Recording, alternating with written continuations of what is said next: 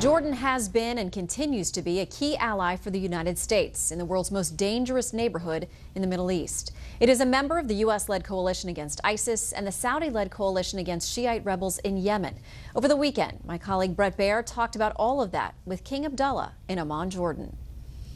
Shannon, greetings from Amman. I sat down with the leader of this country, King Abdullah of Jordan, talking about the challenges this country faces. One, the fight against ISIS. Two, the refugees that are in this country, more than 1 million from Syria, and that's a big economic burden for Jordan. And three, the presence of Iran and their domination, really, throughout the Middle East. We started talking about that Jordanian pilot killed brutally in that ISIS video, how it rallied this country to airstrikes that continue to this day. We've been at war against what we call these outlaws of Islam. In Arabic we call them Khawarij, for many, many years. And I don't think a lot of Muslims understood that. And I think it probably took the Muslims in France to understand that only recently with the Paris tragedies, or only several months ago in Paris or in Canada, or for the Jordanians to really understand what they were up against with the loss of our pilot, our hero, several months ago. That changed things. It changed things because I think our society needs to be shocked to the extent of what these Khawarij, these outlaws, are actually all about. You're saying Khawarij is ISIS or Daesh.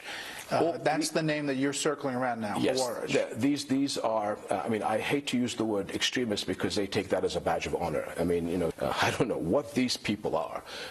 These are outlaws, these are renegades. They have nothing to do with understanding what our religion is about. And they have basically targeting Muslims before they target other religions.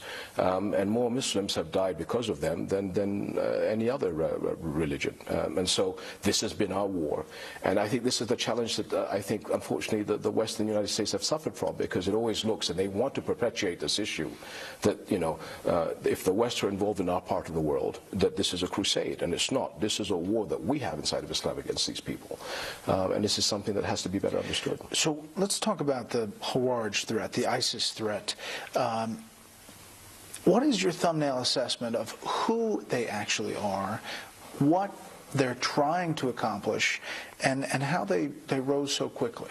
Well, in a way, it's a franchise. So, you know, whether you're Al-Qaeda or ISIS or Boko Haram or Shabab, the next worst element that comes up, whatever name they give themselves, everybody else will suddenly turn and give allegiance to that group. So the worst, the scum always sort of surfaces to the top. The problem is they're international, and I don't think that the international community realizes that they have to be dealt with internationally. So today we are focusing on what you call ISIS, we call Daesh in Syria and in Iraq. But at the same time, in 2015, we have to have a holistic approach. After your pilot was killed in that horrible video, you stepped up airstrikes, and those strikes are continuing? We stepped up big time. We are, at the moment, the only Arab country operating in Syria alongside the United States. The Canadians have just joined. The UAE and Bahrain joined us right after the pilot died, but have since pulled back because of Yemen. We are the only Arab country operating alongside the Iraqis in Iraq, alongside the coalition forces.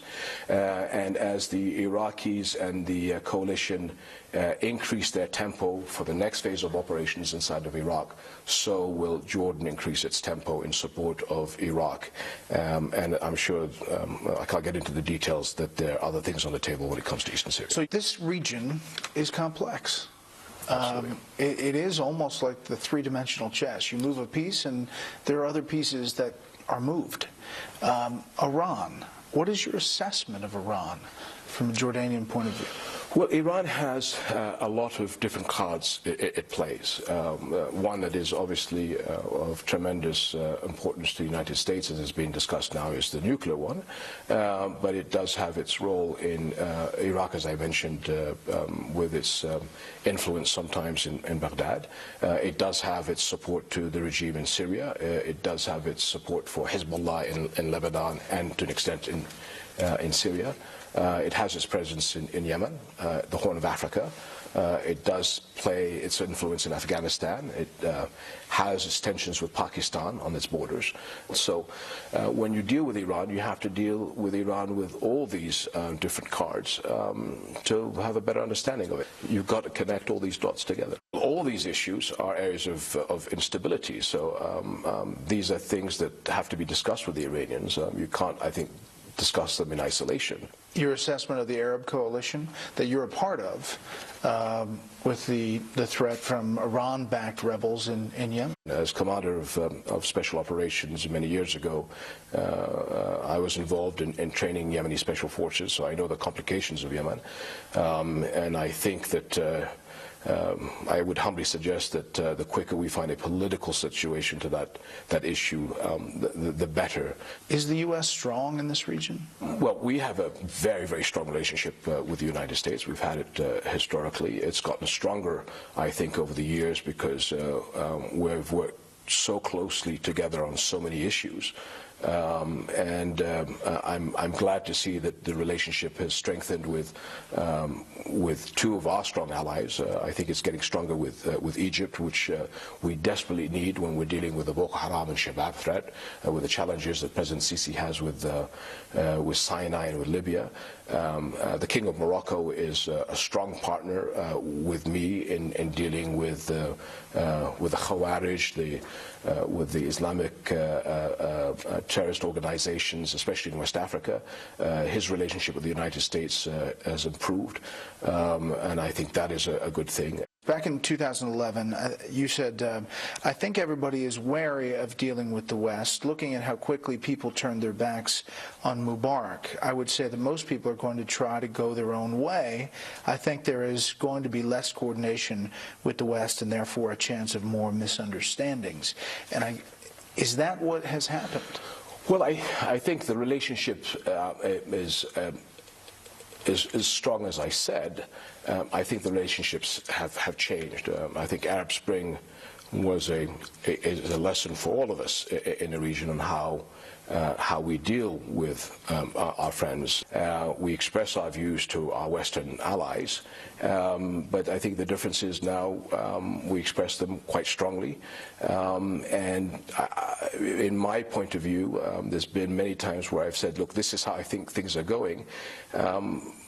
And my view is not to wait as much as I used to in the old days for an answer, because things are happening and you've got to react quickly. So sort of an evolution of the relationship. For me, definitely, it's been a wake-up call that we need to stand more on our own 2 feet and take our own decisions and be more bullish and straightforward about it. At the end of the day, I think I know what's best for my country and for the region.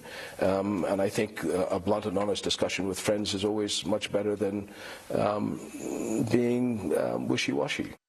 The king says Syria, Jordan's neighbor to the north and the source of most of Jordan's refugees, continues to, quote, fall apart. We've technically got two wars going on at the moment, one against the regime and one against ISIS-Daesh. So which one is the priority? In my view, today it's ISIS and Daesh. They're the main problem.